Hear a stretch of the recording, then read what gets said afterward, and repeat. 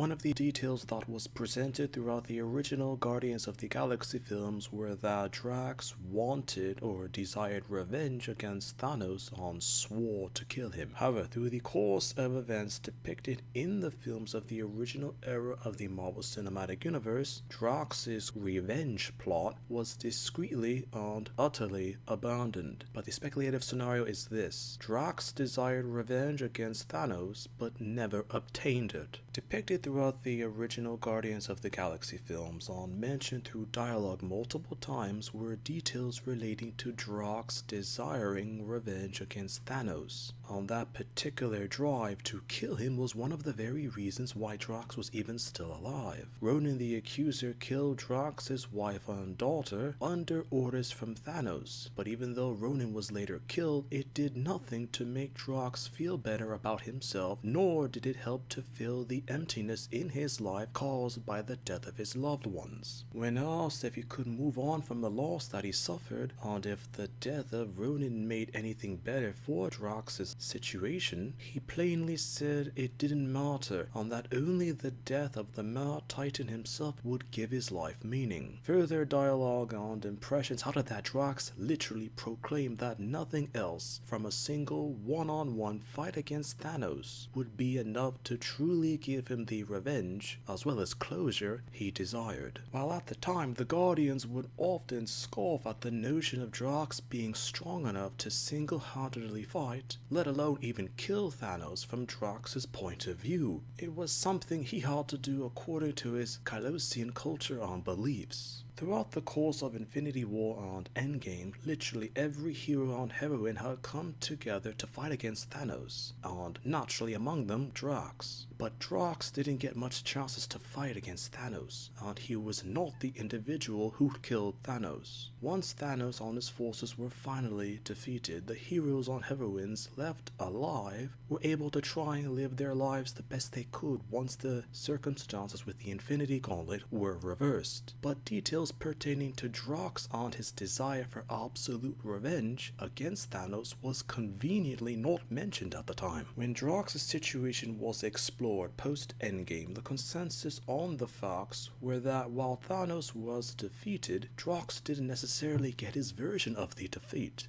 He didn't get much out of what he wanted in the final battle. Arguments against him getting his revenge held that it was a core aspect of his personality or traits depicted for his character, as it was shown and emphasized in the movies. And for most of his character development or portrayals to eventually be substituted for what was later shown, opinions have it to have been massively out of character for him. Others argue that the Infinity War and Endgame movies were mostly done by the Russo brothers, and that there couldn't have been closure for all of the characters presented because by the time of the final battle in Endgame, everyone had a reason to fight Thanos, and that Drax was ironically one of those that the Russo brothers didn't think to have been important enough for a portrayal of revenge. A particularly interesting modification of Infinity War would have had a fan theory in which Drax would have been substituted for Thor when the Forge was being used for Stormbreaker,